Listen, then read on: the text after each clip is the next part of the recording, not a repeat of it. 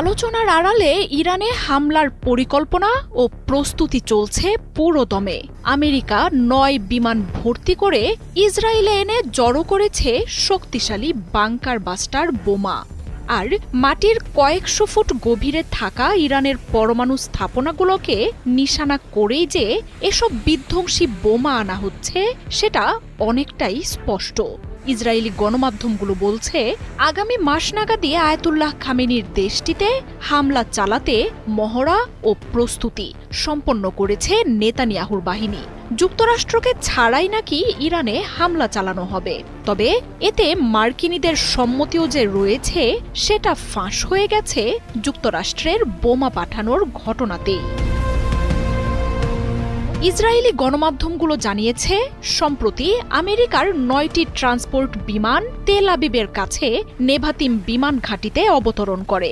সেসব বিমান বোঝাই ছিল বাংকার বিধ্বংসী বোমায়। ট্রাম্পের পাঠানো এসব বিমানে ইসরায়েলের জন্য ছিল প্রতিরক্ষার বিভিন্ন অস্ত্র। ওয়াশিংটন তেহরান আলোচনা ব্যর্থ হলে সম্ভাব্য হামলার জন্য এসব বোমা এনে জড়ো হচ্ছে নেতানিয়াহুর দেশটিতে।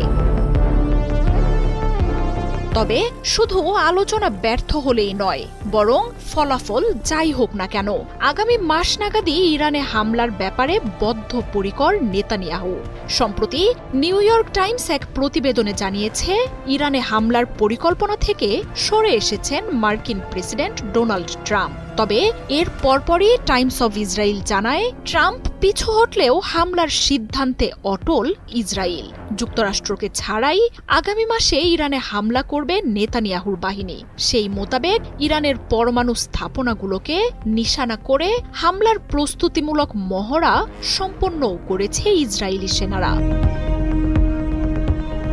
তবে ইসরায়েলের এই হামলায় যুক্তরাষ্ট্রের গোপন সমর্থন আছে কিনা তা নিশ্চিত করেনি গণমাধ্যমগুলো। বিশ্লেষকরা বলছেন, মার্কিন প্রতিরক্ষার নিশ্চয়তা ছাড়া ইরানে হামলার দুঃসাহস কখনোই করবে না নেতানিয়াহু। ইরানের সাথে মার্কিন আলোচনা নিয়ে বরাবরই কট্টর অবস্থানে নেতানিয়াহু। কিছুদিন আগেও তিনি জানান, আলোচনা নয়, বরং ইরানের পরমাণু অস্ত্র ঠেকাতে একমাত্র পথই হল হামলায় সেগুলো ধ্বংস করে দেয়া। ট্রাম্প ক্ষমতায় আসার পর থেকেই আয়াতুল্লাহ খামেনির দেশটিতে হামলা চালাতে ইসরায়েলের পক্ষ থেকে একের পর এক পরিকল্পনাও পাঠানো হচ্ছে। আর এমন সব ঘটনায় ইরানের সাথে যুক্তরাষ্ট্রের আলোচনা আসলেই লোক দেখানো